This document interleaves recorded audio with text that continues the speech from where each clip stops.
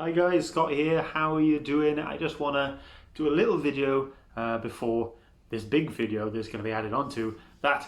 I did a talk quite recently with Shane from Dawn of Comics, and I wanted to share it with you guys as well. So it's going to be straight after this. We talk about a lot of comics. We talk about the cinema.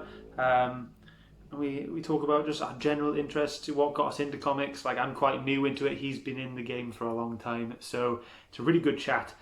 Do enjoy it. I'll put all of his information in the description below, and that's it.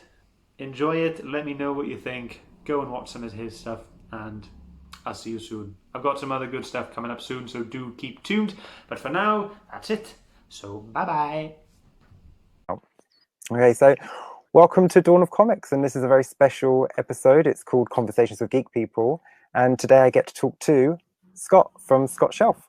Hey guys, how you doing? Hey, how is everything going?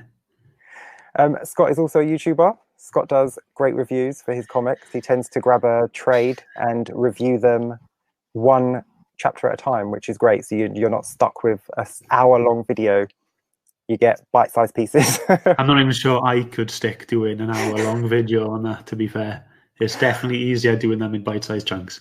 Yes, it's easier to watch as well. It's more enjoyable because you Yeah. feel like you can read along. Otherwise, I feel like I have to read an entire trade paperback, and then I have to jump onto the video, and then I have to remember chapter 1 when you're talking about chapter 1, and I've just finished chapter 5. So it's a lot easier doing it chapter by chapter.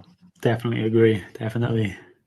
So we're just going to be talking about comics. We're going to be talking about comic books, comic movies, comic news, comic anything you want about talk about comics. Anything I want to talk about comics, anything at all.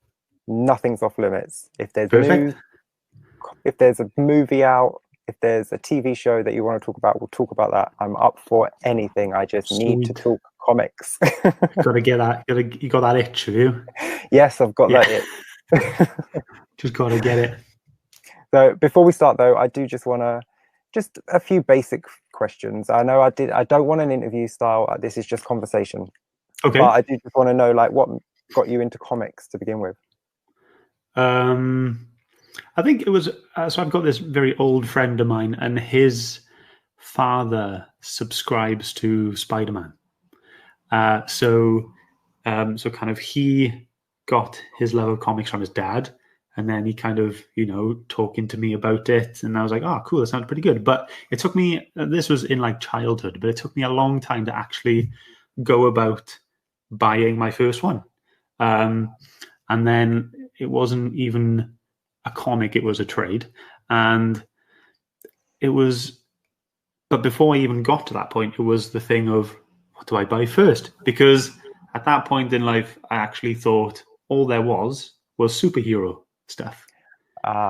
So it took me a long time to figure out who I liked, what I wanted to read. I didn't want to go to Superman because I thought that was too cliche.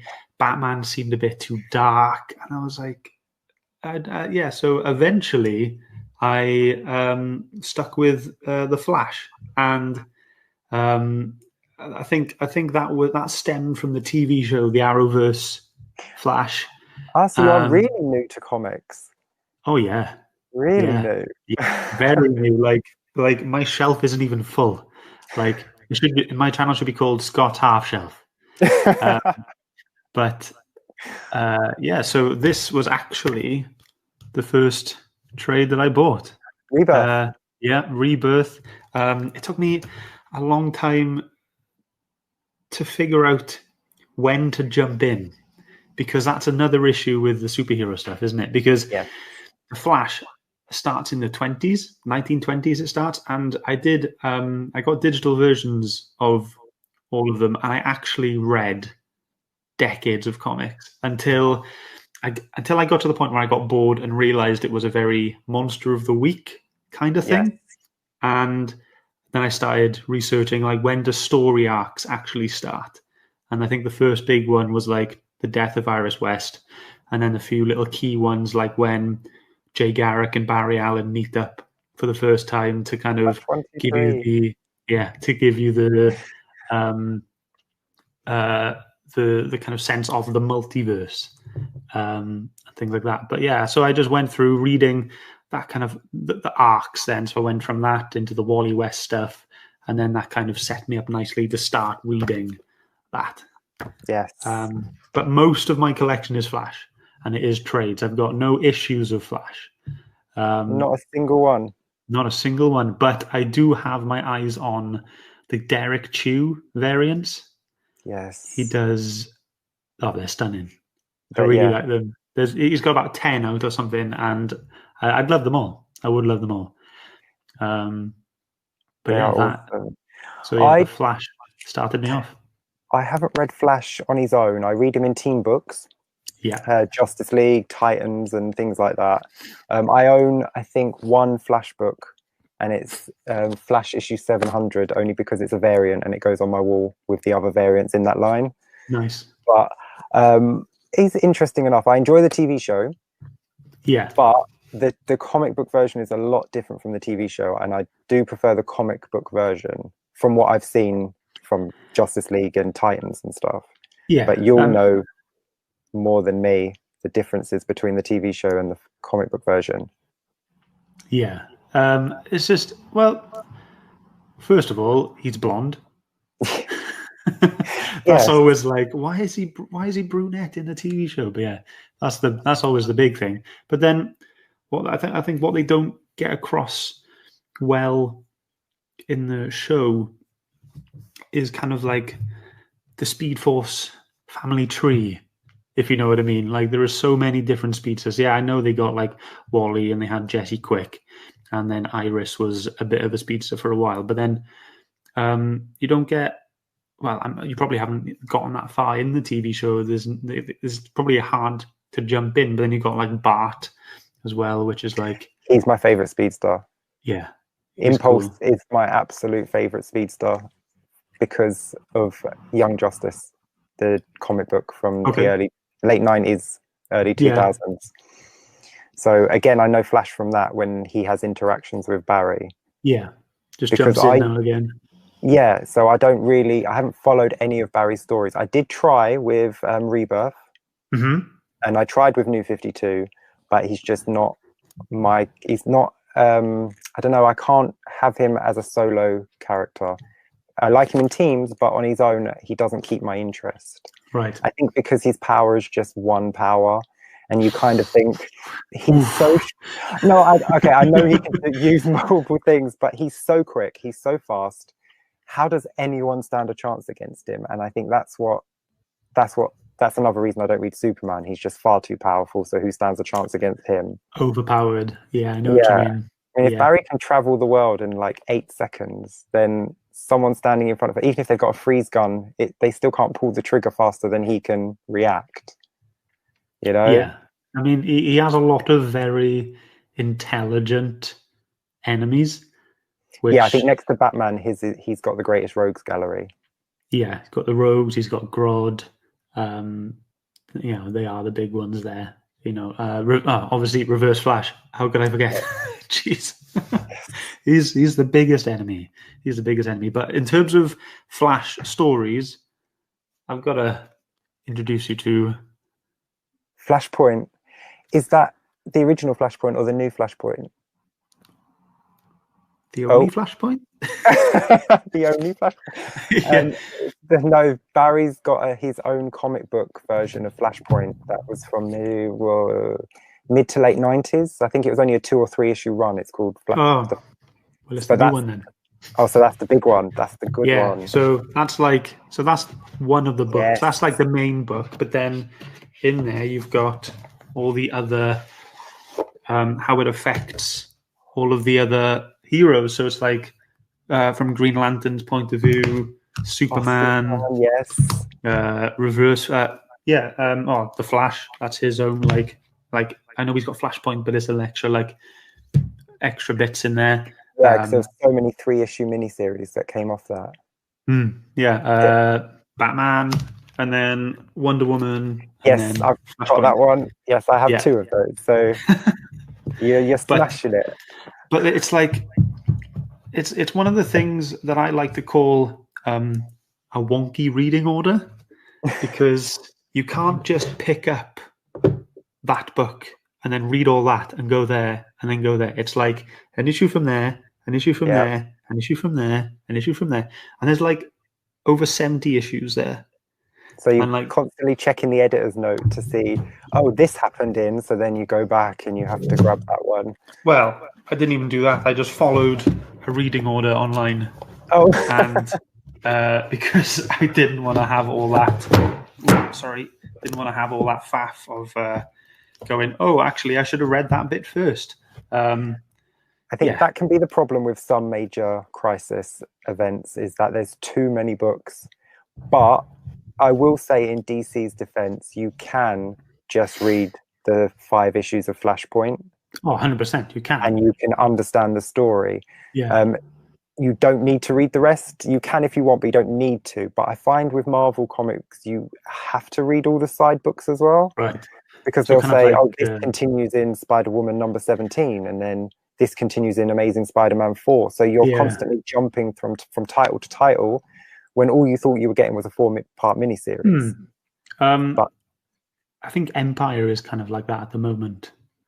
Is it? I think that's, I mean, from all the issue 0s to the issue 1s, and I think that can be a bit, it's a bit, it can make you feel like an outcast if you're just looking in and you want to jump on at some point. And when you think you have to buy 17 comics in 1 month because of an event, it's a bit much. Yeah. So I think the only ever crossover that came out that I bought every single title for was Blackest Night from DC. Have you read that? No. That's I've heard it's very good. Flash has got a nice decent 3-part miniseries from that as well. Yeah. So and he becomes a Blue Lantern, which is awesome. Ooh, what, the Flash? Yeah. Nice. Spoilers. That's cool. Lantern. Oh no, it's on all the covers. It's not a spoiler. And it's like a 20-year-old, 10-year-old comic. Oh, I'm too late now, mate. In terms of, you did say about like not being able to follow. Oh no, sorry. With Marvel stuff, you have to be able to you have to get every issue to follow it. I will disagree on one bit, and that is with the Monsters Unleashed stuff. Because like it's especially so you can read Monsters Unleashed on its own, but then if you've got Monsters Unleashed Battleground, you get a lot of nice stuff in between. And it's very good. Have you read it? No, I'm the only when was that from? When is it from? Yeah, is that quite a recent one? 2017. Yeah, I've stopped reading Marvel. Yeah. I've stopped reading Marvel since they ruined Deadpool for me. I was a massive Deadpool fan, and I loved his comic book. And then, have you ever read Deadpool? Just the bits where he jumps in. Like I'm not big on Marvel books. I'm like Marvel films and DC books. Not too keen on the DC films, so we'll not get into that. But yeah, I think I've got the same perspective as you in terms of the Marvel books. It's like there's always like you have to read all this stuff, whereas DC, I think they make it a lot easier to just jump in. I think if you're going to have a crossover with one book, that's fine. It's one extra book I have to get that month. Like DC do it quite a lot. I've got some Suicide Squad books, and they've crossed over with, say, Aquaman. So I have had to buy a couple of Aquaman books to finish the story. I don't mind that. But if you cross over with 4 or 5 different books, I get annoyed, and I end up dropping the book that I'm actually reading because I feel like you're trying to force me to buy more than I want to buy. Yeah, and is it actually not fair? I find it unfair. Oh, sorry, I cut you off twice. That's okay. Yeah, like, is it actually just part of the story, or are our Marvel just trying to get a bit of money out of you? Yeah, Marvel are completely quantity over quality. They just want, as long as you walk into a comic book shop and you see 2/3 Marvel on the shelf, they're happy. Failing to realize that you don't want to see your comics on the shelf, you want them gone. Yeah. You know, if your comics aren't on the shelf, that means they're selling. If you walk into a comic shop and your comics are on the shelf, that's not good. No. But to be happy that you're taking up so much space on a comic shelf, the quality's just gone right down. I mean, I loved the Deadpool series they had. It was so funny. It was action-packed. They had horror stories that tied in with it, and they had all these different genres they were doing. And then they restarted it at #1, and they completely changed the character. They took away the voice from his head. They turned out that was a separate character that he had merged with at some point, and he just became a joke, and I lost interest. Oh, sorry, man. And yeah, it's just, and then the movies came out and it was awesome, so it's fine. Yeah, good. Yeah, the movies were good. I enjoyed them. So talking about not finding superhero books as interesting as, like, I mean, it's the mainstream superhero comic books, but I like smaller publishers that have other kinds of stories, and I know you do too because of your videos. So you like horror books and you like thrillers and stuff like that. So sorry, go on. Oh, God, I was just going to say, so like, what are some of your earliest comic books that you've got that weren't superheroes? I think the first one, I've got it here. I've got all of them here. So this started on my friend Stag Do. So he's a bit of a nerd. Comics and get drunk, because that sounds perfect. Yeah, no, I wish. So like you know, a few of the group are quite nerdy, and I say this was about 2 or 3 years ago, and speaking to one of his friends, and he was saying that he had just picked up volume 2 or 3 of Scooby Apocalypse. You know, when DC did all the Hanna-Barbera stuff, so they did like Wacky Raceland, they did the Flintstones. Did they do a Jetsons one? You've read them all? Sadly, no. They did a Jetsons backup story in one of the Flintstones. Right, that's probably what I'm thinking of. But yeah, so for me, it was, you know, Scooby Apocalypse Volume 1. I've got them all. I've got. I am gutted that they ended the series at 36 issues. I think they just didn't like the direction it was going. I just thought it was such a great idea to just bring something that was so kid-friendly and cartoony, and just make it so dark, and it was still fun, but it was just a lot darker, wasn't it? It was realistic, and it was just all they had to do was just tweak that little bit. Like, what if all of these monsters were real? And that's all they've done. And they've just made it like exactly an apocalypse. And that's exactly what happened. But read the Wacky Raceland. No. The Wacky Raceland. See, that was fantastic as well. It was like Mad Max. They turned the race into a Mad Max-esque race across the desert. That sounds and it was good. just fantastic. And the Flintstones. The Flintstones was superb. It was a fantastic satire on today's life set in the Flintstones world. Right. It was brilliant. If you get a chance, if you can find them at like a really decent, cheap price, or like library reading copies or whatever, just definitely pick them up.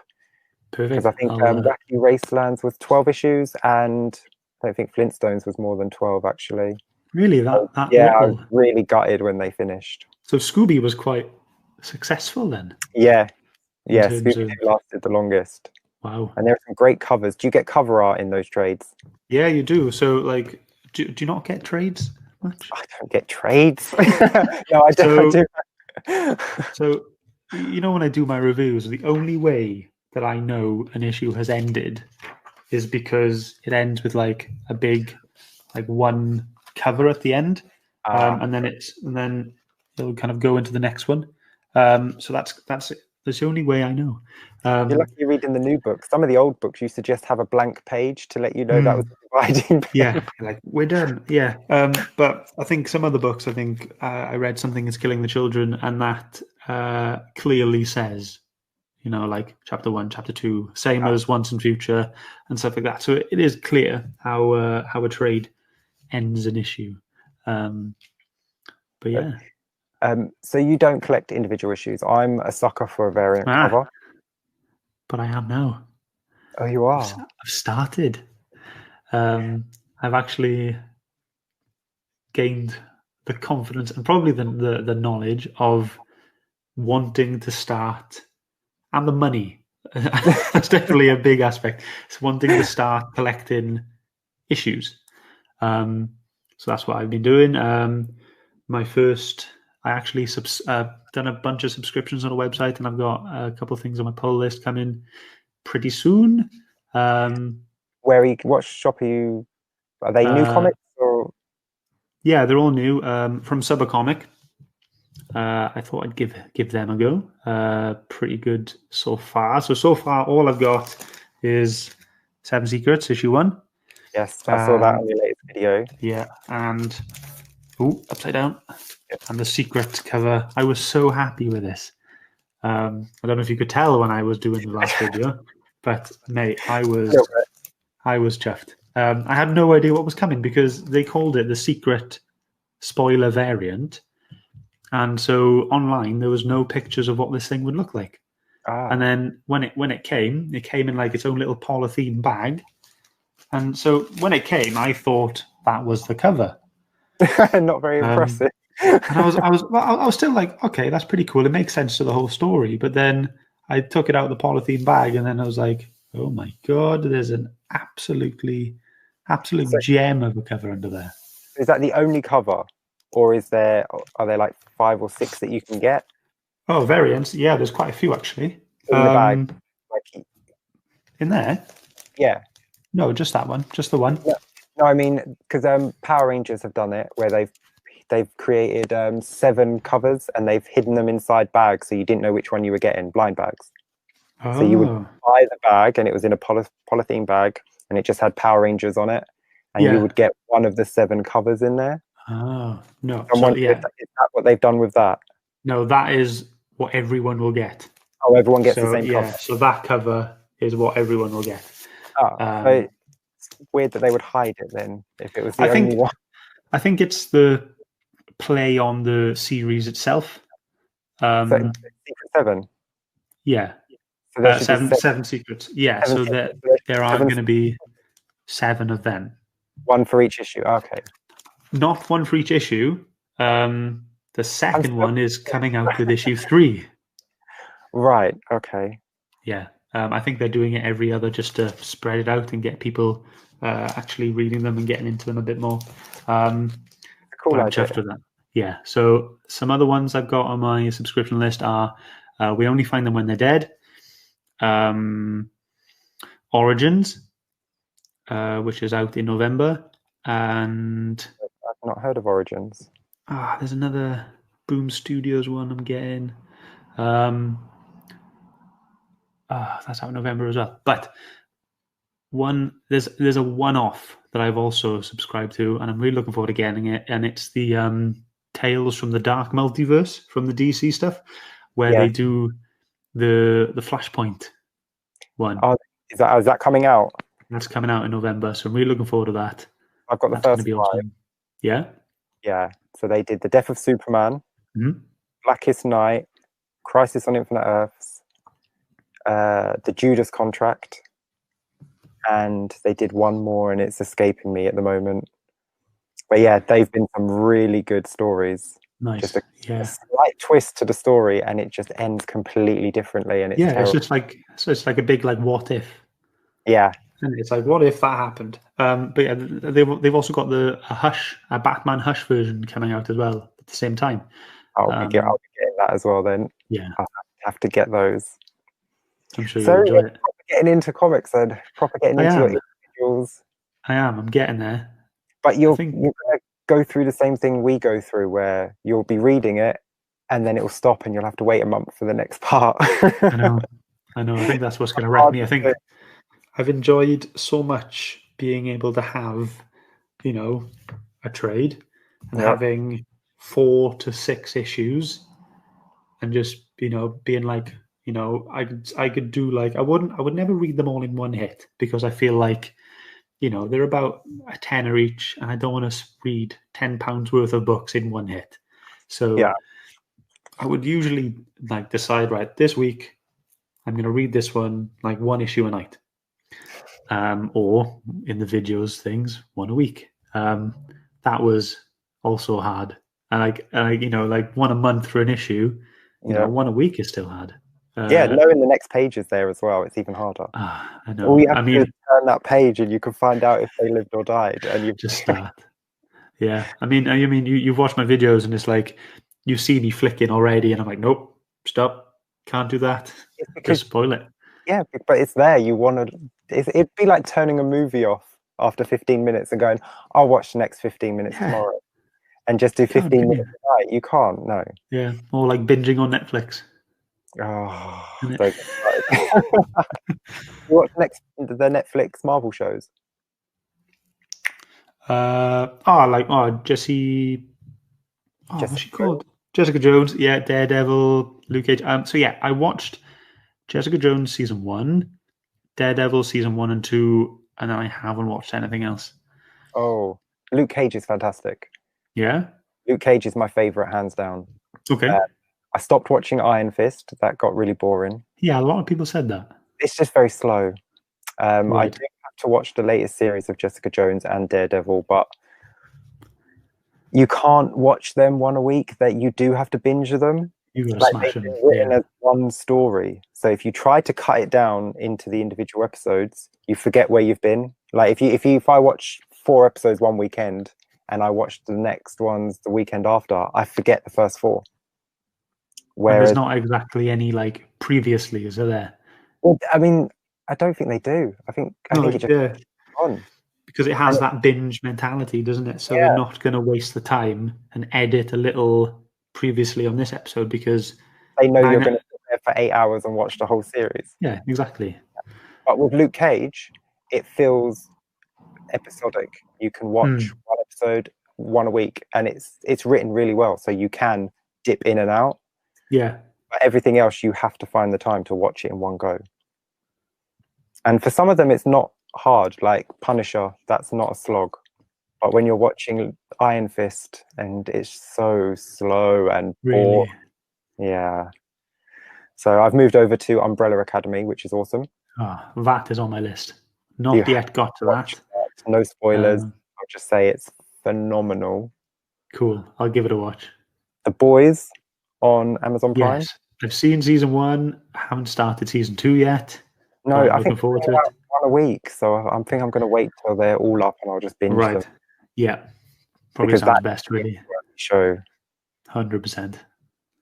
So, movie-wise, nothing's out this year. Comic book is there? I mean, I did see Birds of Prey before lockdown. Did you? No, I haven't seen it. But Black Widow is out Is it out? in November. That'll be Oh out in no, November, I yes. think. Because it was meant Yeah. to be. That was meant to be a summer release, wasn't it? It's supposed to be out in May, yeah. And then they pushed it back. I mean, I don't see the. It's not that I don't see the point. I really like Scarlett Johansson as Black Widow.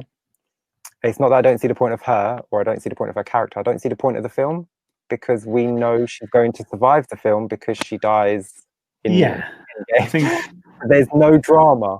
There's no drama yeah. whatsoever. We never have to fear for her life. We never have to worry about her. In a fight, we know she's going to win. There's no tension in that movie whatsoever. So she might not win a fight, but she may survive the fight. Oh, Yeah.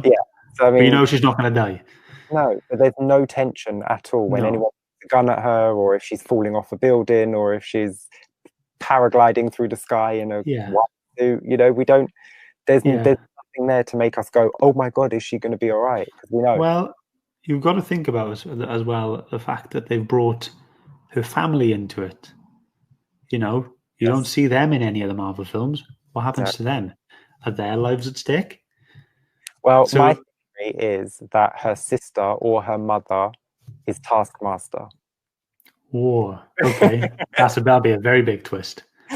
That's my theory. Just throwing that out there now, so it's in the ether. In the YouTube ethos out there. Okay. It does look really good. I'm going to watch it. I watch all the Marvel films. Every Marvel film is enjoyable. I haven't gone back and watched any of them. I'm not going to lie. They're not rewatchable for me. Oh, see, my partner and I, we watched, I think after we watched Spider-Man Far From Home, we smashed them all because I've got them all here. Got them all here on my shelf and all in Blu-ray, and we just cracked on. It took us a couple of weeks to watch them all, but loved it. But like we didn't do release date order. It was I just followed this list online, and it sounded really. It had a good flow to it. It wasn't like chronological order of in movie. No, it wasn't chronological either, but it was in such a way that each one made a bit more sense. So it was more like, Black Panther came out before Civil War. No, sorry, Black Panther came out after Civil War. So, but when it came out in the cinema, it was a few films after. Okay. But Black Panther takes part pretty much after his father dies in Civil War, doesn't it? So we watched. That's how we watched it. So we kind of went just how it flowed, and so we watched Civil War and then Black Panther, and then one of the other ones, and yeah, it was that kind of thing. That's how we did it. Okay. Yeah. Interesting, but I've not gone back. I've got them on. I did buy them all on. I've got some on Blu-ray and some on DVD when they came out, but yeah, I've not gone back and watched a single one. It's really bad. Man. They're just not. There's nothing in there for me. There's no depth to anything. Every single movie, they're enjoyable. I'm not going to say they're not enjoyable. I go to the cinema to watch them like everyone else, and I forget what's happening in the world for 2 hours. And I enjoy it, and I come out and I go, well, that was a great scene, and that was a great scene. But they are all A, B, C. I mean, Black Panther is Iron Man 1. If you just watch them side by side, they're the same movie. Yeah, all right. Then you've got the likes of Captain Marvel, where her character is just a plank. There's no ups or downs. She doesn't learn anything. She doesn't have to train to be best. She's the best at the beginning. She's the best alien. Then she's the best human in her flashbacks. And then she's the best superhero at the end. So she's got no growth. She doesn't change as a character. She doesn't learn anything. And then you've got like Iron Man 3, which is just this mess of a film where they take Mandarin and make him an actor from Norwich or something. Where's he from? I don't know. Like film. But unpopular opinion, I actually do enjoy Iron Man 3 quite a bit, purely based on the fact that they have all of those suits. That's a fantastic thing at the end. And the whole yeah, it's great. And the whole thing where he puts the implants in his arms and like calls the suit, and in that scene where he's like held prisoner on a bed frame. And he's just buying time as the pieces come to. Yeah. I mean, like I say, they're enjoyable, and I mean that film is it gets on my nerves because the Mandarin was such a big part of my childhood watching the Iron Man cartoon. Right. And I was like, Mandarin's going to be in it. He should have been in the first film. So glad that, and then they just turn him into a joke.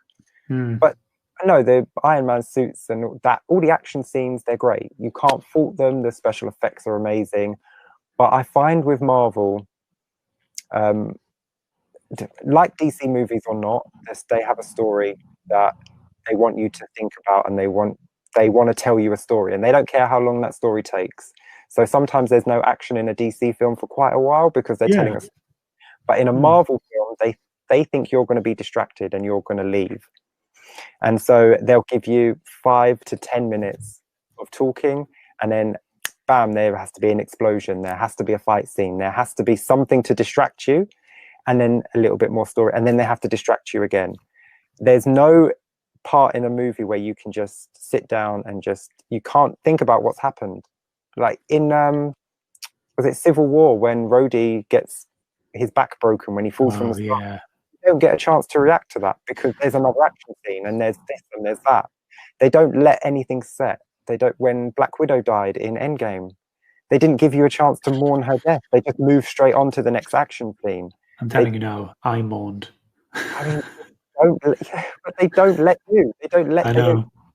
If you're watching it at home, you have to pause it and just give yourself a second to be like, okay, that just happened. But in the cinema, you don't have time. You've just now got this boom explosion behind you, and there's this happening and there's that happening, And then the moment you think they're going to let it settle is right at the end when Captain America is all by himself and he's holding his shield and he's holding the hammer and he's all by himself and it's all calm for a second, but he's facing an army and then all the portals open. That's the only time anything sink in, and it's only to give you that big wow moment. But any time after that, they just bombard you with special effects and explosions and blam, blam. And I'm not opposed to that. But when people keep saying this is the best film ever, it's the best, no, they're not the best films ever. They're enjoyable. They're popcorn movies. For me, they're disposable movies. They're 2 hours for me to forget about what's happening in the world. Okay. And I'll buy them because I enjoyed them. I'll buy them on DVD because who knows? When I'm retired, I might want to watch some more. I want to watch. I'd rather have them and not need them than need them and not have them. Yeah, I agree. Over and over again. I watched the original 4 Superman movies pretty much on a loop, and the first 2 Batman movies from Tim Burton. I absolutely adore those movies. Jack Nicholson is fantastic. He's the one true Joker. I will not hear Heath Ledger's name in conversations with a Joker. You can't say he's not good though. He's a good actor, and he was good at playing the character he was playing, but he wasn't playing the Joker. All right. Are you a Dark Knight fan? We watched them quite recently. We actually watched them like 2 weeks ago. The first one, if I'm honest. The second 2, not so much. Batman Begins was great. Yeah. I think for me, Dark Knight Rises is my favorite. The last one? Yeah. Wow. Yeah. I think I'm just a sucker for the worst films. But the sounds of it. I'm Tom Holland. I love Tom Holland. I'll watch him in anything. No, sorry, Tom Hardy. Tom Holland. Tom Hardy, yeah. Tom Hardy. I'll watch him in anything. And to see him as Bane, I was excited, and see him beat Batman up was cool. I do think the fight scenes in the last film were a bit dodgy. I don't think they were as good as they had been in the previous ones. No, they I were agree. Very slow, and they didn't seem like there was any impact to them. I don't know if the actors were hurt or if Christian Bale was injured at all, because he wasn't moving very well in the last film. But I did like Selena Kyle's look. I loved the goggles that turned into the ears. I thought that was fantastic. It was a nice touch, that was, wasn't it? Yeah. But I will say, so go on. It's not as obvious as putting cat ears on your head, but when they're back, they look like. I thought that was absolutely fantastic and realistic because it's set in a real world. So she wouldn't be putting the cat ears on to be a cat burglar. You wouldn't advertise yourself like that. Yeah. But her goggles just happened to look like ears. I thought it was brilliant. Absolutely. I loved her design. And I thought she was great as Selena Kyle. You know, that's the problem. When you have good things in a movie, it makes the bad things look a lot worse because they're it's such a polar opposite. When you have great actors and a great idea, because they merged Nightfall and No Man's Land for that story. Right. And those are 2 fantastic story arcs for Batman. And they just didn't pull it off. And it's a shame because that was the last in the trilogy. You wanted it to go out with a bang. But I mean, they're enjoyable. But I will go back to Tim Burton's Batman any day of the week. They are good. More comic book, and Jack Nicholson's fantastic. Yeah. Michelle Pfeiffer, Danny DeVito is amazing as the Penguin. Yeah. He's so disgusting. It's fantastic. When he's eating the raw fish and it's just all dribbling down himself, and it's just it's awesome. They're like horror movies. They are really great. But speaking of Christopher Nolan movies, segue. I saw Tenet last night. I saw Tenet last night with my dad. And before we started recording this, you wanted to know how do the cinemas work? Yes. What's a cinema? And what does it do? It's been so long. Honestly, I was so excited to go back to the cinema. Like, a cinema for me is a place of pure escapism. And I think my main reason for going to a cinema is because of the sound. It's just, you're in a pitch black room. You've got this massive film going on, and the sound around you is just It just comes from immense. everywhere. So when it's behind you, and you, yeah. Yeah, but Yeah, that's what I even remember anyway. I can't. It's been so long.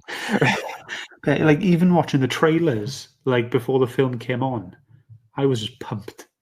I was just like, just the vibe you get. Like it's all well and good watching the trailers come out on YouTube when they premiere, like out of nowhere or on the telly and stuff. But when you see them in the cinema, even though you've seen them like 5, 10 times already, they're like it's like you're watching them for the first time, and they're just immense. But yeah, going to a cinema was it was okay. I mean, we went to the Odeon, and we got to the door, and we were stopped at the door. A man there with a visor on asking us, "What film are we here to see? Is it just us two? Could you please sanitize your hands? And can you show me your booking reference? Can you prove to me that you're here to see a film?" Oh Like, wow! yeah, okay. So we did all that, and then we had to walk through the big windy, where they belt off the path. Even though Yeah. we were the only ones there, we had to walk through this huge thing, get our tickets printed, and off we go. There was four of us altogether, me and my father, and two women, and that's all that was in the cinema, Oh, watching this film. And when we had to leave, we had to go out another way through the fire exit to leave. We couldn't leave the way we came in.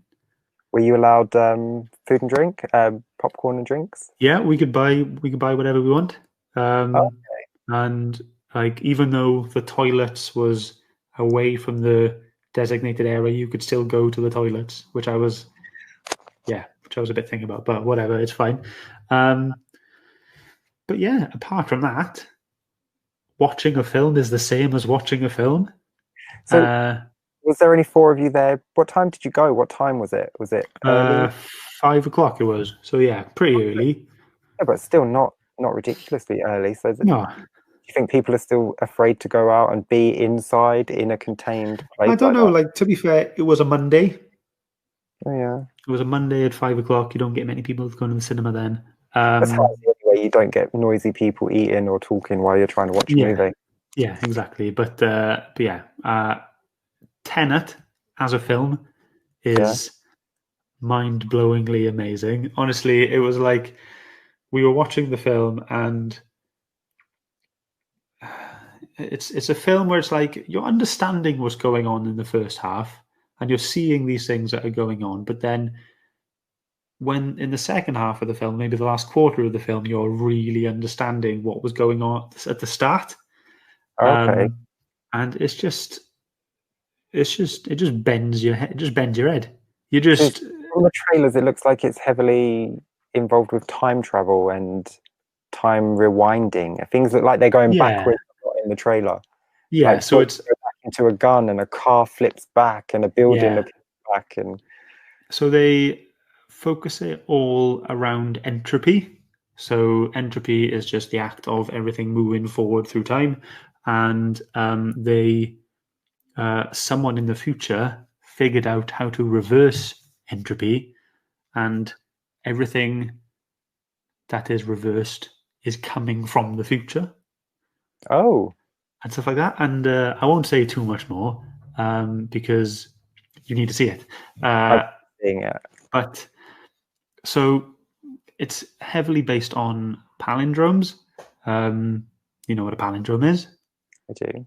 Yeah. So tenet, the word itself, is a palindrome. So for I think Christopher Nolan helped write it as well. So for him to have take the concept of a word, so the meaning of a word, so the palindrome, and put that into a reality situation.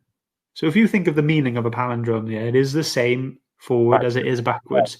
And If that's you what the put if you put that into a human reality time perspective, it blows your head. Honestly, you're so just is sitting there. that the name of the main character? No, Do you find out what Tenet is? Yes. Oh. Yeah, you do. Right. But yeah, honestly, just watch it. You know, going to the cinemas at the moment is quite cheap. I mean, it was £5 each at Odeon, and that was for premier seats as well. Awesome. I So do. Oh yeah, Odeon's my favorite. I've got one just up the road. Those just seats go. are amazing. The recliners, yeah, Yeah, just go. yeah. Just go. I might Take a have to, mask if you're bothered, and then just enjoy the film. yeah. Because I mean, at the moment I've been stuck with digital downloads. So the recent film I watched was Mulan Yeah. from Disney Plus. Have you seen it? No, I don't It's want to pay £20. 20 pounds for it. I know, but I love the animated movie so much. It's my Yeah. favorite Disney. It's my second favorite Disney film of all time, Right. under The Little Mermaid. Those two are my favorite movies. And I love Mulan so much. And I was like, yes, a live action film. If they're going the way they were going with The Lion King and Beauty and the Beast, it's just going to be a scene for scene remake. And I'm so down for that. And it wasn't. Oh no. No, they've just completely rewritten the whole thing. You okay? No. Oh, man. No, Sorry to hear that. I want to watch the cartoon again just to clean my mind, just to sterilize my brain of that awful experience. No. And you pay £20. Yeah. But they did it with Sorry. Dumbo. I love the Dumbo animated movie. And then they changed it to this weird guy coming back from the war. And you're like, what are you doing? They're called No. classics for a reason. Keep them, innit? Keep them that way. If you want to do a live animated version, do it, but keep the story the same. Yeah. You did with Beauty and the Beast and with Jungle Book and even Lion King. They're pretty much scene for scene. Yeah. And they're not great because you can't show the same sort of emotion in a person or in a CGI character as you can in a cartoon character. Yeah. But they're good because they're based on the works of amazing cartoons. And then to change it so much. I mean, you've seen Mulan, the cartoon. Yes. A very long time ago, but yes. You know the story where she has to join the army she has to pretend to be a boy because her dad's injured. And she trains and she becomes really good at being a soldier. And in the end, she saves the emperor with the skills that she learned from training to be a soldier. Well, in this film, she's magic. She's just got powers. What? They just give her power straight away. She's like a little girl and she's got powers. And she's the chosen one, so she never has to try. She's Captain Marvel. Disney likes Mary Sue's, so she's Mulan Sue. Well, it's Mulan, not Merlin. You Yeah. need to. Why have they done that? Oh. I don't know. I mean, there's two of them. There's a bad guy like her that's got magic powers that can turn into birds, and it's a shame because Mulan is fantastic. So it's not even Mulan. No, it's more like Buffy the Vampire Slayer. She's like the one chosen person. The only thing is the same is that she takes her dad's armor and pretends to be a boy for a little while. Is there a talking dragon? No, they took Mushu out of it. She's got a phoenix that follows her around. I'm out. Yeah. There's no talking dragon, I'm out. If you want to watch Mulan, watch the cartoon. Before we end, I do just want to ask, do you like Star Wars? Yes. Do you watch Mandalorian? I haven't. Sorry. So you don't like Star Wars? I do like Star Wars is all right. I've recently completed the Fallen Order. Oh yeah. The game. Really enjoyed that. Really enjoyed playing that. But I've watched all the films apart from Solo. And I like Solo. I'm not opposed to watching it. I just never got around to it. It's just one of those that just slipped by me. And yeah, I've enjoyed them. I followed them, but they don't grip me. I think it's a similar thing to you and the Marvel stuff. I'll watch them, I'll enjoy them, but I won't watch them again. Oh, that's fair enough. Really? Yeah. So are you a Star Trek fan or? Funnily enough, Star Trek 2 was on TV just before we started doing this. It was on Channel 4. Oh, are you talking about the new movies? Yeah, the reboots one. Yeah. Yeah, Okay. Into Darkness, that was on. But yeah, I enjoyed those films, those three. Oh, not the stuff. I've not watched them. I've not Oh, watched them. Um, not live. I know. Sorry, mate. Sorry, mate. Where have I been? Where have I been? Normal stuff, and you've been I living your know. life. I You're a know. new geek. It's fine. I'm a new geek. I'm new. I'm new. Sorry, guys. Sorry, guys.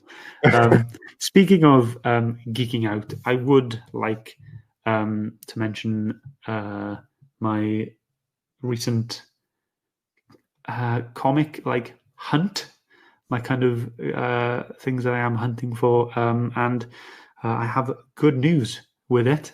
So you know that I enjoy the Once and Future stuff. Yes, and you were So say it again. missing a couple. Yes, I was missing. So I had volume one. I've got volume one, and um, I then realised that the last prints of issue one, two, three, and four were all a very similar style. So I've got three and four here now. So I found them quite cheap actually. So three and four there. So they kind of got like the black and white character behind, and then the color in the sword and the picture in the sword. It looks like Five Ghosts. The covers to Five Ghosts. Five Ghosts. Not heard of that. Oh, it's just a guy who's possessed by five ghosts who each have their power. Yeah, all right. That's what it says in the tin. But yeah, Yeah, but these are so you can see that there. So these are like they're the same cover as the first print, but black and white as the character, and then a different picture in the sword. But I really like that they're all quite consistent. So I had a message today. I've been looking around on the comic groups on Facebook, like please, like in search of these books, and someone got back to me. He owns a comic shop in Bath. It's called American Dreams, and his name is Lee, and he's been a very great guy to deal with. And he had these two books. He had issue one and issue two. He had the ones I needed, and he's sending them to me, and I can't wait. And I think this is the same style as those two. Yeah, same style, black and white with the color in the sword, and yeah, I am chuffed. So I'm gonna get them framed. But I think this is a new level for me for my comic journey. Completed your first collection. Completed my first mini. Yeah, completing your first run of searching for comics. Yeah, because I mean that's what it's like when I first started collecting comics.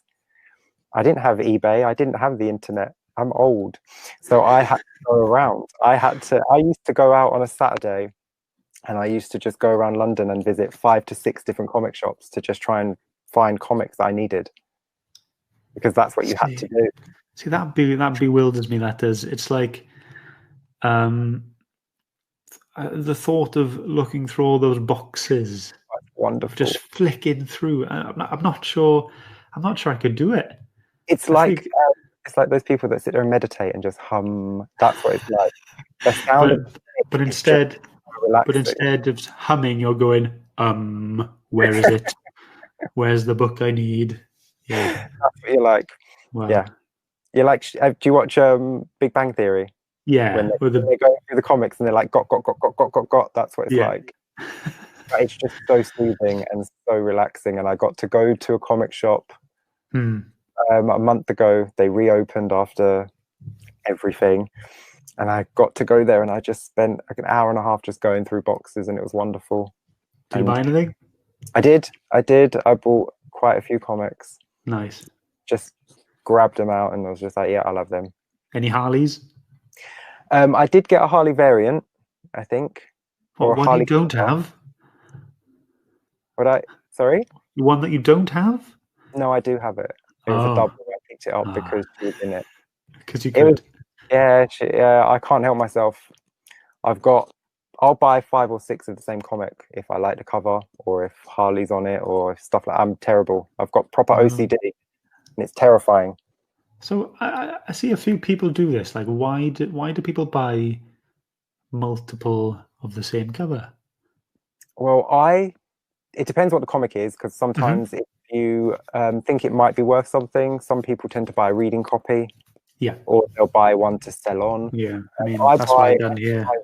yeah, see, it's what you do. But my comics are not for resale. I don't buy them thinking they're going to be worth anything. I buy them for me.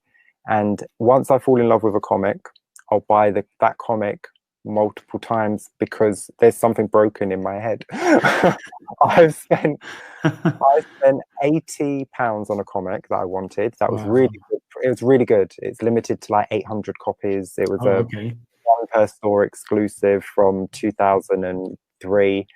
And I really, really wanted it. And the cheapest I found it was for £80. And I bid on it and I won it on eBay. And I was so chuffed. And then about a month later, someone else put another one up. And the starting bid was £20. So I bid on that as well. Even though I'd already had the comic, I already paid £80 for it. Yeah. But bid on it again, not thinking I'd get it for £20. I got it for £20. So I have two of them. And if another one pops up at about that price, I'll bid again. I can't help myself. I did it with a Harlequin book. I paid €100 for it to get it shipped from somewhere in Europe. I can't remember. Yeah. And then it was up on eBay a couple of weeks back with a £5 starting bid, and I bid on that, and I got that as well. Oh my God. I can't help it. I've got her first appearance 3 times. Because that I do have a good reason for that. Because I was collecting the Batman Adventures series, my Harlequin comics, and Batgirl at the time. So I had one of those series. So I had one went in every box, basically. My Harley box, my Batgirl box, and my Batman box. I understand. So you got like the run. Yeah. You've separated each one. So yeah, so you have a copy for each thing. Yeah, Okay. I have one for my Harlequin appearances, one for my Batgirl appearances, and one for the actual series of Batman Adventures issue. Right. Batman Adventures. Yeah. This is your future. If you get too deep into that rabbit hole, this is your future. What I do as well, like if I collect like Teen Titans and they cross over with a book I don't collect, say Outsiders, I'll buy those Outsider issues to go in because it's the story. Yeah. But if they cross over with, say, Supergirl, and I do collect Supergirl, I have to get 2 copies of each because those Supergirl copies have to go in my Teen Titans book, and my Teen Titans book has to go in my Supergirl box because I have to have the full run in both of them. My brain doesn't work. It doesn't work. You do you. You do you, and that's cool. If that's what you like. And I moan that I'm spending too much money, and it's like, well, half my collection is probably doubles. Right. As long as you have it to spend, that's fine, isn't it? Could be worse. I could be using it to do anything, couldn't I? Exactly. But yeah, so I collect the same issue a few times, especially if they're in 50p bins. Yeah. If I grab a comic for 50p, I mean, I've got 6 issues of self-storage issue 1, because every time I go to a shop and it's in the pound bin or the 50p bin, I'll grab it because I love that book so much. It's a bargain, isn't it? Yeah, exactly. If I don't spend the 50p, I'm losing money, aren't I? Because I paid £1 originally for it, so I need to pay 50p for this one. Otherwise, I'm wasting money. Of course, it makes sense. But you'd be like this with Flash as well. If you were collecting the individual issues, you'd find some covers that you love, so you'd have to get an extra one to display like this. And then if you were finding all the variants, you'd have to get those. It's just how it goes. Those Derek Chew variants, I'm coming. I'm having them. Yeah. I mean, they've been knocking out the variants really well lately, DC, and they're cover price as well. So you don't have to, like, you can collect an entire series of just variants. So at least you're still completing your collection.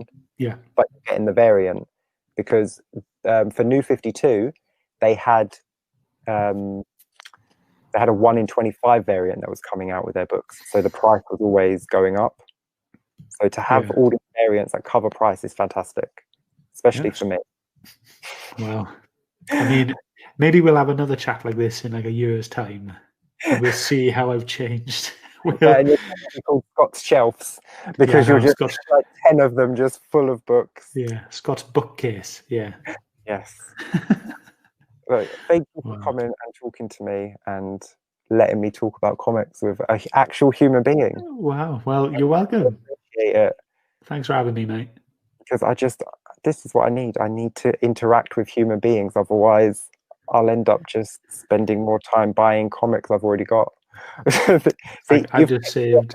you've kept me off eBay for an hour, so you saved me a lot of money. You are welcome.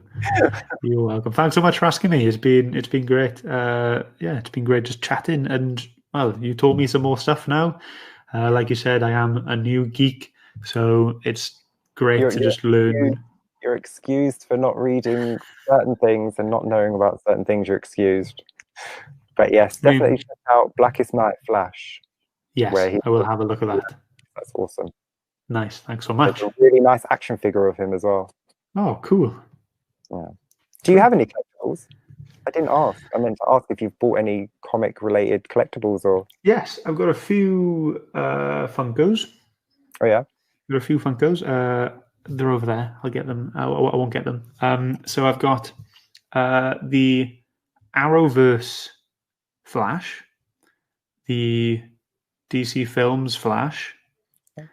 I've got an Iron Man one where he's like flying a little bit.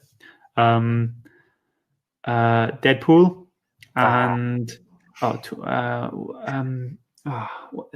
what's the dog called in Rick and Morty? Episode 2, season 1. Snowball. I got Snowball, and my favorite one, my most cherished one, is the 2015 Summer Convention of Ultron from the Age of Ultron film. He is my favorite Marvel villain in the films. Voiced by James Spader. I mean, yeah, exactly. That was fantastic. Yeah, you'll have to share the pictures on Instagram so I can. Will do. And I'll link your Instagram in the description below with your channel as well, so people will go and check out your channel and check out your Instagram. Perfect. Thanks so much, mate. So I'm gonna say goodbye, and that way you're gonna say goodbye. That way. And then hopefully we can have a chat again in a couple of weeks and see where we're at. Perfect. Sounds good to me, mate. Yeah. So I'm going to say bye. And you're going to wait and say bye. And I'm going to end the podcast. Bye. See ya.